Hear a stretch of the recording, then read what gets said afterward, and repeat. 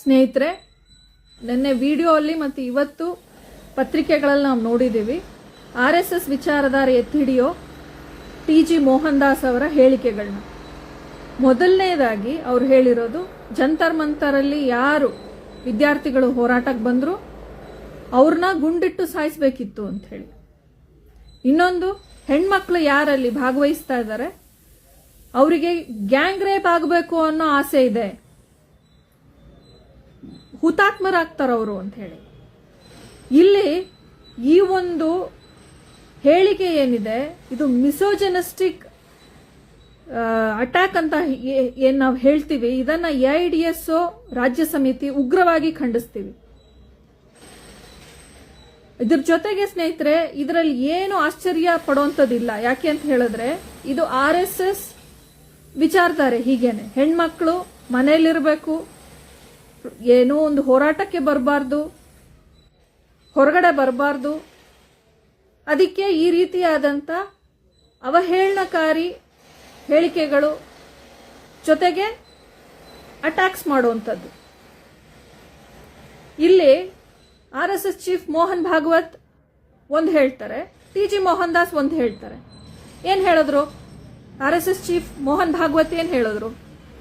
ಈ ಜೆನ್ಸಿ ವಿದ್ಯಾರ್ಥಿಗಳು ಯಾರು ಹೋರಾಟಕ್ಕೆ ಹೋಗ್ತಾ ಇದ್ದಾರೆ ಅವರೆಲ್ಲ ಬಹಳ ಎಮೋಷನಲ್, ಅವ್ರಿಗೆ ನೀವು ಎಕ್ಸ್ಪ್ಲೈನ್ ಮಾಡಬೇಕು ಅಂತ ಹೇಳಿದ್ರು. ಇವತ್ತು ಇವರು TG ಮೋಹನ್ ದಾಸ್ ಹೇಳ್ತಾ ಇದ್ದಾರೆ ಅವ್ರನ್ನ ಗುಂಡಿಟ್ಟು ಸಾಯಿಸಬೇಕು ಅಂತ ಹೇಳಿ. ಇದರಿಂದಾನೇ ನಮ್ಗೆ ಅರ್ಥ ಆಗತ್ತೆ ಅವರಿಗೆ ಹಲವಾರು ನಾಲ್ಗೆಗಳಿದೆ ಅಂತ ಹೇಳಿ. ಜೊತೆಗೆ ಸ್ನೇಹಿತರೆ, RSS ಸ್ವಾತಂತ್ರ್ಯ ಸಂಗ್ರಾಮದಲ್ಲಿ ಭಾಗವಹಿಸಿಲ್ಲ. RSSಗೆ ಹುತಾತ್ಮರ ಮೇಲೆ ಯಾವುದೇ ಗೌರವ ಇಲ್ಲ. ಭಗತ್ ಸಿಂಗ್, ಅಶ್ವಾಕುಲ್ಲಾ ಖಾನ್, ಚಂದ್ರಶೇಖರ್ ಆಜಾದ್, ಪ್ರೀತಿಲತಾ ವದೇದಾರ್, ಮಾತಾಂಗಿನಿ ಹಜ್ರಾ, ಇನ್ನು ಹಲವಾರು ಕ್ರಾಂತಿಕಾರಿಗಳು ಸ್ವಾತಂತ್ರ್ಯ ಸಂಗ್ರಾಮದಲ್ಲಿ ಜೀವ ಕೊಟ್ಟಿದ್ದಾರೆ, ಹುತಾತ್ಮರಾಗಿದ್ದಾರೆ. ನಮಗೆ ಅವ್ರ ಮೇಲೆ ಗೌರವ ಇದೆ. ಜಂತರ್ ಮಂತರಲ್ಲಿ ಏನಕ್ಕೆ ಹೋಗ್ತಾ ಇರೋದು ವಿದ್ಯಾರ್ಥಿಗಳು ಹೋರಾಟಕ್ಕೆ? 21 ವಿದ್ಯಾರ್ಥಿಗಳು ಸೂಸೈಡ್ ಮಾಡ್ಕೊಂಡಿದ್ದಾರೆ. ನೀಟ್ ಪೇಪರ್ ಲೀಕ್ ಇಂದ ಆಗಿರೋ ಅನ್ಯಾಯಕ್ಕೆ ನ್ಯಾಯ ಕೇಳ್ಕೊಂಡು ಹೋಗಿರೋದು ಹೋರಾಟಕ್ಕೆ. ಇದಕ್ಕೆ ರೆಸ್ಪೆಕ್ಟ್ ಕೊಡದೆ ಈ ರೀತಿಯಾದಂಥ ಅಟ್ಯಾಕ್ಸ್ ಮಾಡುವಂಥದ್ದನ್ನ ನಾವು ಖಂಡಿಸ್ತೀವಿ. ಅಷ್ಟೇ ಅಲ್ಲ ಸ್ನೇಹಿತರೆ, ನಾವು ಈ ಎಲ್ಲ ಮಹಾನ್ ಹುತಾತ್ಮರ ನಿಜವಾದ ಅನುಯಾಯಿಗಳು. ಇವತ್ತು ನಾವು ಹೇಳ್ತೀವಿ, ನೀವು ಈ ರೀತಿಯಾದಂಥ ಅಟ್ಯಾಕ್ಸ್ ಇರ್ಬೋದು, ಮಿಸೋಜಿನಿಸ್ಟಿಕ್ ಸ್ಮಿಯರ್ ಕ್ಯಾಂಪೇನ್ಸ್ ಮಾಡ್ಬೋದು, ಅಥವಾ ಗುಂಡಿಟ್ಟು ಸಾಯಿಸ್ಬೋದು.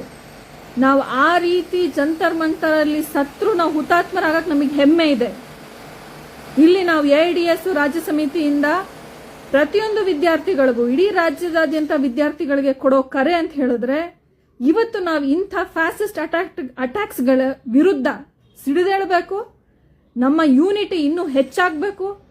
ಒಗ್ಗಟ್ಟಾಗಿ ಸಾರ್ವಜನಿಕ ಶಿಕ್ಷಣ ಉಳಿಸೋ ನಿಟ್ಟಲ್ಲಿ ಏನು ನ್ಯಾಷನಲ್ ಟೆಸ್ಟಿಂಗ್ ಏಜೆನ್ಸಿಯಿಂದ ಆಗ್ತಾ ಇರುವಂತ ಪೇಪರ್ ಲೀಕ್ಸ್, ಆ NTA ಅವರು ರದ್ದು ಮಾಡಬೇಕು, ಸ್ಕ್ರಾಪ್ ಮಾಡಬೇಕು ಅನ್ನೋ ಒಂದು ಡಿಮ್ಯಾಂಡ್ ಇಟ್ಕೊಂಡು ನಾವು ಇಡೀ ರಾಜ್ಯದಾದ್ಯಂತ ಒಗ್ಗಟ್ಟಾಗಿ ಹೋರಾಟ ಮುಂದುವರಿಸಬೇಕಿದೆ.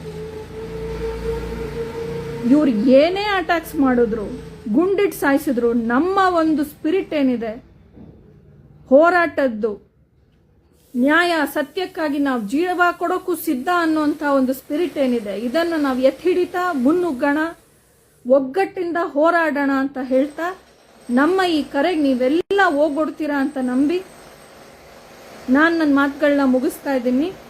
Long live students unity, long live AIDSO, ಇನ್ಕಲಾಬ್ ಜಿಂದಾಬಾದ್.